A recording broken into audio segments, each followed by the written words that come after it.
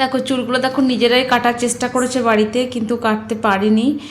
কিন্তু আমি বুঝতে পারিনি কেন কাটিনি, কিন্তু এখন বুঝতে পারছি মেয়েটা এতটাই ছটফটে। দেখো যখনই আমি ওকে বসিয়েছি তখনই নেমে পড়ছে। ওকে যে আমি চুলটা যে কাটতে পারবো শেষ পর্যন্ত আমি নিজেই বিশ্বাস করো আমি ভাবতে পারিনি, এতটা ছটফট করছে। এলে আমি বললাম যে এরকম ছটফট করলে তো প্রথমে আমি ভয় পাই বাচ্চাদের চুল কাটতে, কারণ এত ওরা নড়ে, মনে যেন একটু কাঁচি দিয়ে কিছু কেটে যাবে নাকি, কান টান কেটে যাবে না, খুব ভয় লাগে।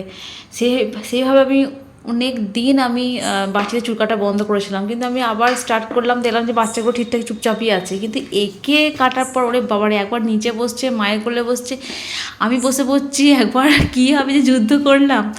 ধরো দেখতেই পাচ্ছ এভাবে বসে কে চুল কাটে বলো। আমি যাই হোক আমি ভাবলাম ফিনিশিং তো করতেই হবে, তাই আমি এইভাবে চুলটা কাটলাম, যা হোক করে কাটা হয়েছে। দেখো তোমাদের কেমন লাগলো অবশ্যই জানিও।